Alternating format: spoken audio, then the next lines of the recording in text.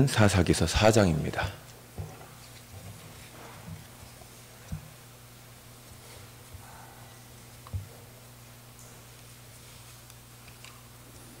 사사기서 4장입니다.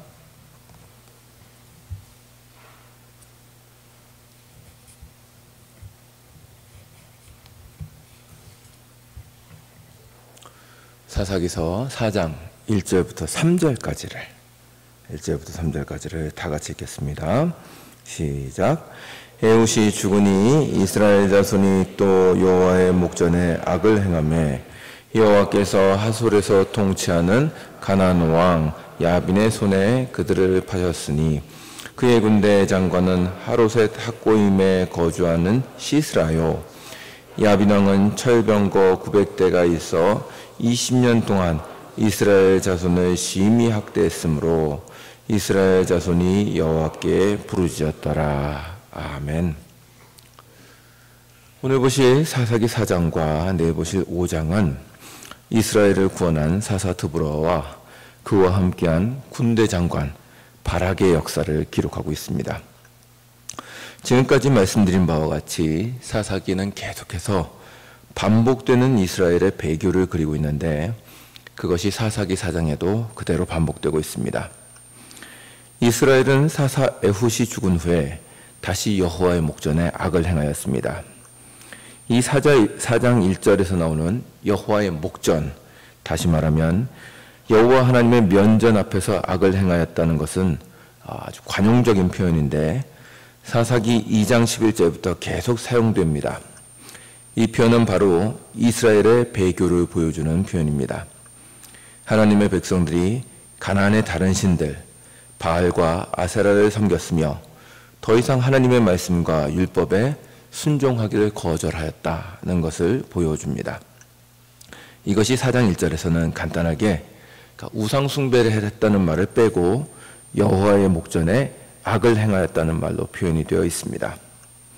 이로 인해서 하나님은 이스라엘을 하솔에서 왕을 하고 있는 가나안 왕 야빈에게 넘겨주었다고 하십니다. 그리고 그 하솔 왕 야빈의 군대 장관이 시스라임을 소개하고 있습니다.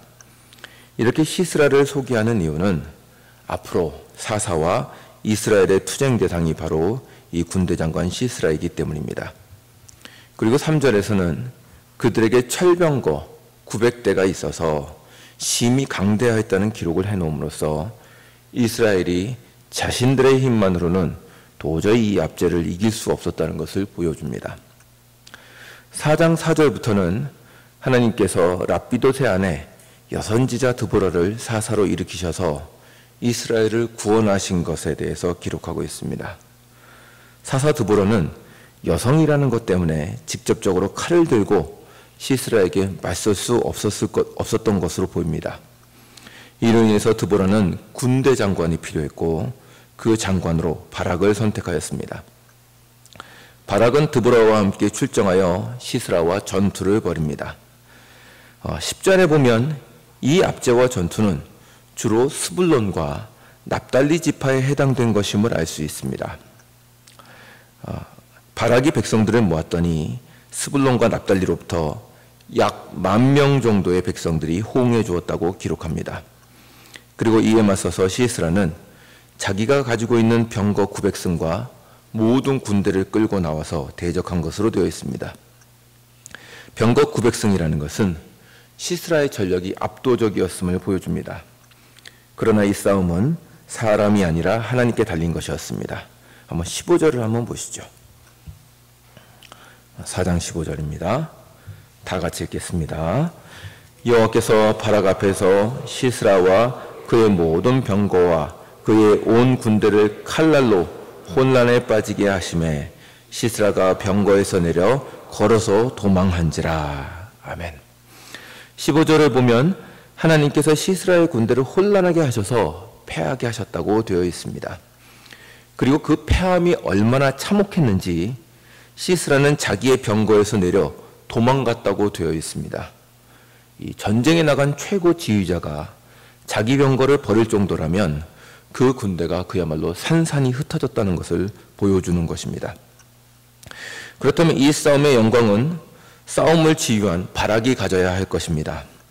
그러나 하나님의 섭리는 오묘하기 짝이 없습니다. 시스라는 바락의 손에 체포되어 죽지 않고 오히려 또 다른 여인 헤벨의 아내 야엘의 장막에서 죽습니다. 시스라는 도망가다가 자신과 안면이 있는 헤벨의 집이 나타나는 것을 보고 거기에 숨었는데 헤벨의 아내 야엘이 꾀를 내어 시스라를 쉬게 한 후에 잠을 자고 있는 시스라를 죽인 것으로 기록하고 있습니다. 결국 시스라는 여인들의 손에 의해서 패하고 여인에 의해서 죽습니다. 이것이 이 사사 드보라의 기록의 특이한 점입니다. 이렇게 시스라와의 전투 그리고 드보라와 바락의 승리가 4장에 기록되어 있고 5장에서는 드보라와 바락의 승리의 노래가 기록되어 있습니다. 이러한 승리의 노래는 승리를 기념하는 기쁨의 노래이면서 하나님의 구원을 찬양하는 찬송이었고 동시에 이것을 대대에 기념하게 하여 이스라엘 백성들이 잊지 않게 하는 효과가 있었습니다.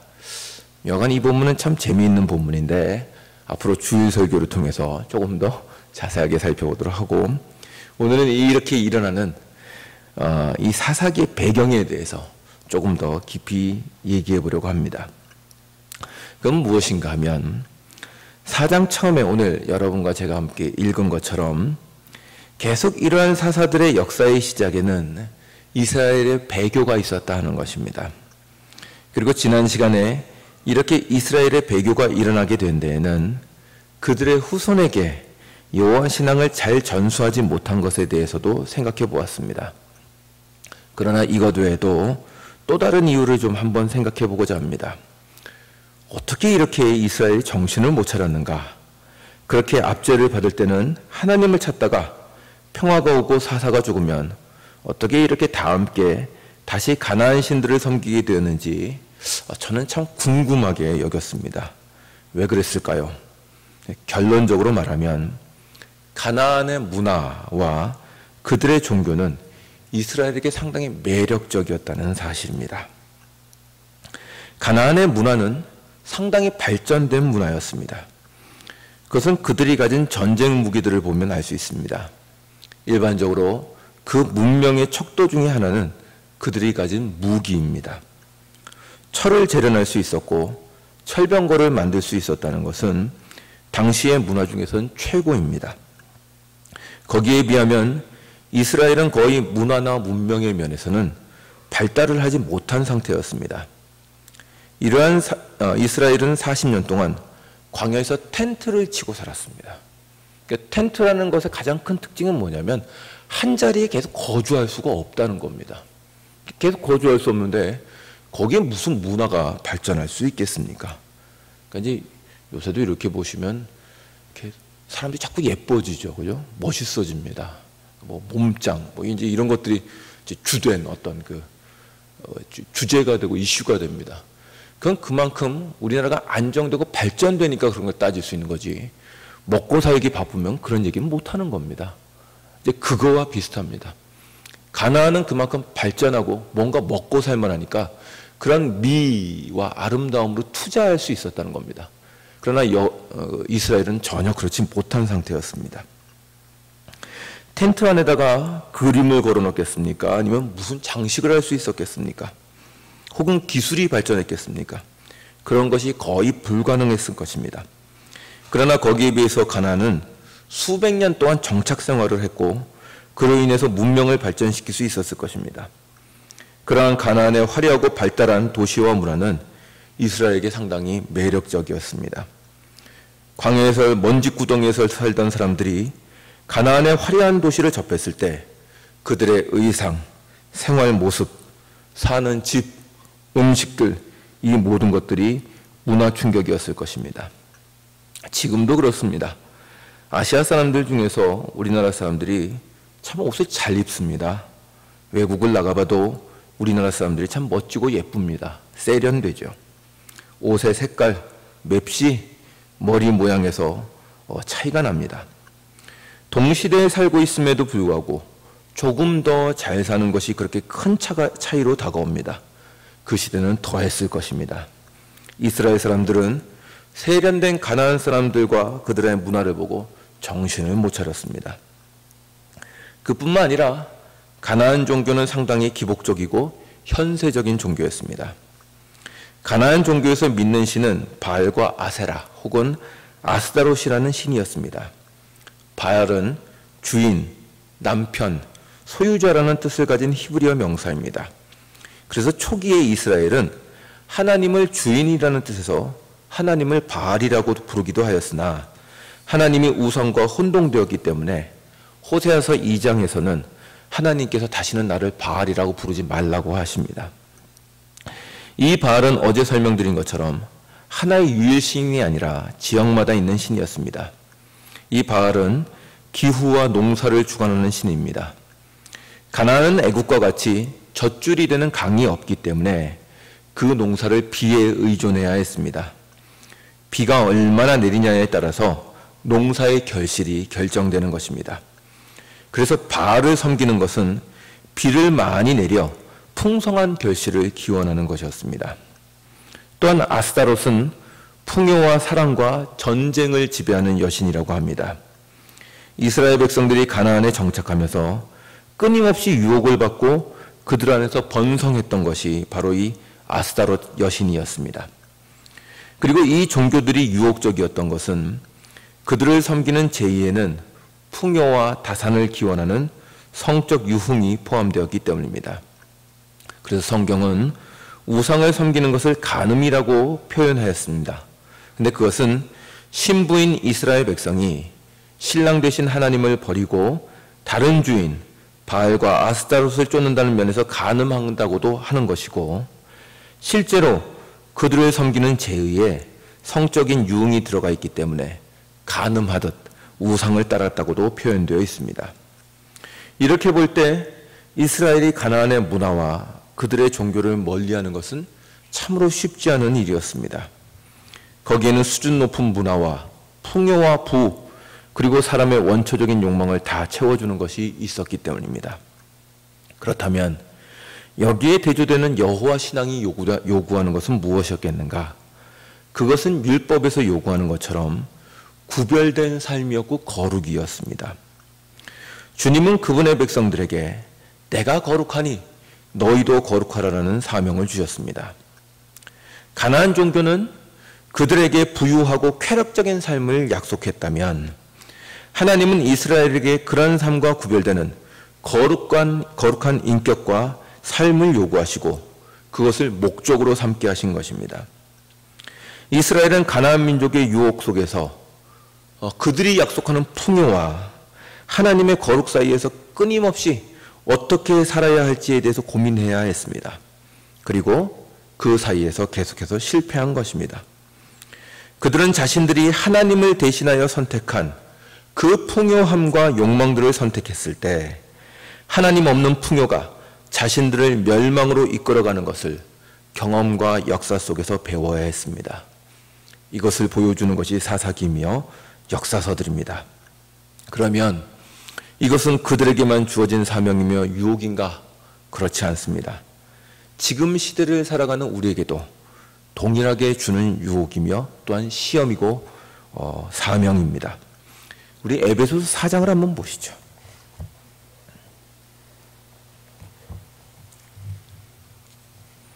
이것이 우리에게 어떤 모습으로 지금 나와 있는지 한번 보시겠습니다. 에베소서 4장 17절부터 24절입니다.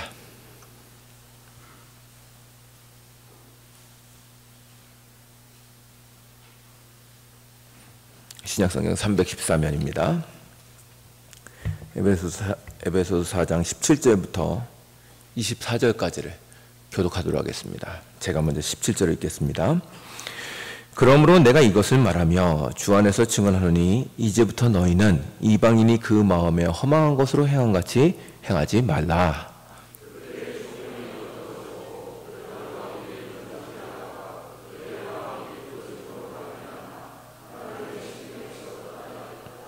그들이 감각 없는 자가 되어 자신을 방탕에 방임하며 모든 더러운 것을 욕심으로 행하되 진리가 예수 안에 있는 것 같이 진리가 참으로 그에게서 듣고 또한 그 안에서 가르침을 받았을진데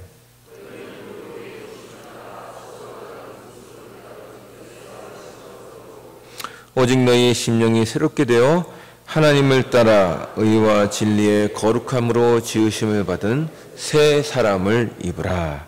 아멘. 17절에 보시면 사도는 이방인들이 추구하는 것이 허망한 것이라고 말합니다. 허망하다는 건 아무런 가치가 없다는 말입니다.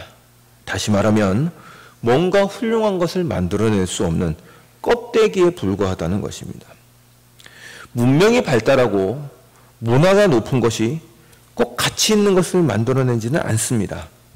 우리는 문화와 기술이 발달했던 서방이 19세기까지 아시아와 아프리카의 식민지를 만들고 나라와 사람들을 착취했다는 것을 잘 알고 있습니다. 우리나라가 그 피해자 아니었습니까? 그들은 훌륭한 음악과 음식과 옷들을 교양 있게 즐겼지만 그것들은 다 식민지를 착취해서 만들어낸 것이었습니다. 우리는 잘 속습니다. 나이프와 포크로 음식을 먹으면 수준이 높아질 거라고 생각합니다. 그러나 성경에 따르면 그건 아무 상관없는 겁니다. 문화를 즐기는 것은 장려할 만하지만 그런다고 거룩해지거나 인격이 훌륭해지는 것은 아닙니다. 양복을 입었느냐, 티셔츠를 입었느냐가 그 사람에 대해서는 아무것도 말해주지 않는 것입니다. 가끔 성도들 중에는 교회가 초기에 그랬던 것처럼 사회보다 더 발달된 문화를 가져야 한다고 주장하는 분들이 있습니다. 그래서 기독교가 세상의 문명과 문화를 이끌어가고 보여줄 만한 것이 있어야 한다는 거죠. 그러나 기독교가 세상에 보여줄 것은 발달되고 화려한 문화가 아니라 거룩한 문화이고 거룩한 삶입니다. 근데 그것을 자꾸 착각하는 것입니다. 지금 그 말을 하는 것입니다. 그것들은 그릇에 불과합니다. 좋고 아름다운 그릇은 내용물을 돋보이게 하지만 내용물이 없다면 그건 아무런 의미가 없는 것입니다. 하나님을 떠난 자들의 모습입니다. 그들은 그것이 전부인 줄 알고 그렇게 하면 자신이 훌륭해질 것이라고 생각합니다. 그러나 그것은 허망한 일입니다.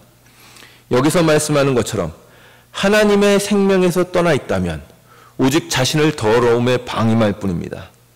세상은 끊임없이 우리에게 그것을 위해서 시간을 쓰며 우리 자신을 허비하게 만듭니다. 마치 우리가 지금 세상이 우리에게 이렇게 얘기하는 것처럼 조금 더 아름다운 육체를 가져라. 그게 너를 더 훌륭하게 만들어줄 것이다. 라고 우리에게 거짓말하는 것과 똑같습니다. 마치 우상을 섬기듯이 헛된 것을 바라보게 합니다. 그러나 그것은 내용물이 아닙니다. 우리가 가지며 보존해야 하는 내용물은 하나님으로부터만 나오는 것입니다. 그러면 하나님께서 우리에게 이루고자 하시는 것은 무엇인가? 바로 23절 이하에 나오는 말씀입니다. 너희는 심령으로 새롭게 되어 하나님을 닮은 의와 진리의 거룩함으로 지으심을 받은 새 사람을 입으라. 의와 진리의 거룩함을 입은 새 사람, 이것이 하나님이 우리에게 채우시려는 내용물입니다. 이것이 없다면 그 어떤 것으로 포장하여도 허망한 것이고 헛된 것에 불과합니다. 오해하지 마십시오. 저는 풍요롭거나 문화가 죄악된 것이라고 말하는 것이 아닙니다. 하나님을 제대로 섬겼다면 가나안의 풍요는 이스라엘에게 복된 것이 됐을 것입니다. 그러나 그 하나님을 내려놓고 그 풍요만을 추구했을 때 그 풍요는 이스라엘을 되려 멸망케 했습니다.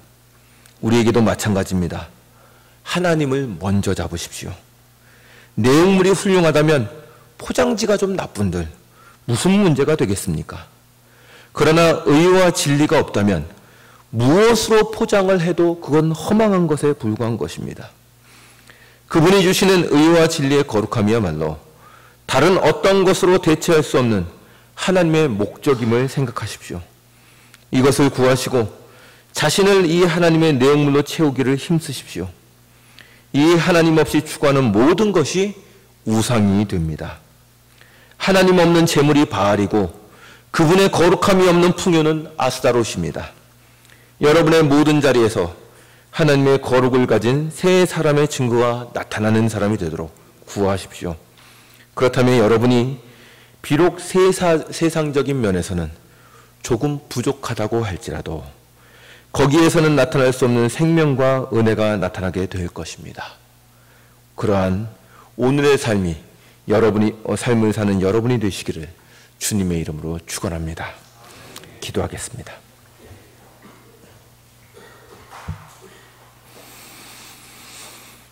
주님, 참으로 이스라엘 백성들이 하나님을 내려놓고 풍요와 아름다운 문화를 쫓았을 때 그것이 어떠한 타락이 되어서 그들의 발목을 붙잡게 되었는가를 우리가 역사를 통하여 봅니다. 하나님, 그것은 지금 우리에게도 동일하게 주어진 시험이라고 믿습니다. 세상에 주님께서 주신 많은 좋은 것들이 있습니다. 그러나 그런 것들은 내용물을 감싸는 포장지요, 참으로 내용물을 더 아름답게 돋보이게 하는 것인 줄 알고 있습니다. 주여, 이 내용물이 무엇일까요? 오직 주님께서 주시는 의와 진리의 거룩함이 우리의 내용물이며 우리가 추구해야 될 목적임을 잘 알고 있습니다. 주님, 세상에 살아가면서 우리가 하나님께서 주시려고 하는 그 세 사람을 우리 삶에서 이루게 하여 주시옵시고, 그로 말미암아 하나님께서 이루시려는 세 사람이 우리에게서 나타날 수 있도록 날마다 은혜를 더하여 주시옵소서. 의와 진리의 거룩함의 세 사람을 입은 그러한 사람으로서 오늘 하루를 살아갈 수 있도록 주께서 은혜를 베풀어 주시옵소서. 감사드리며 예수님의 이름으로 기도드리옵나이다. 아멘.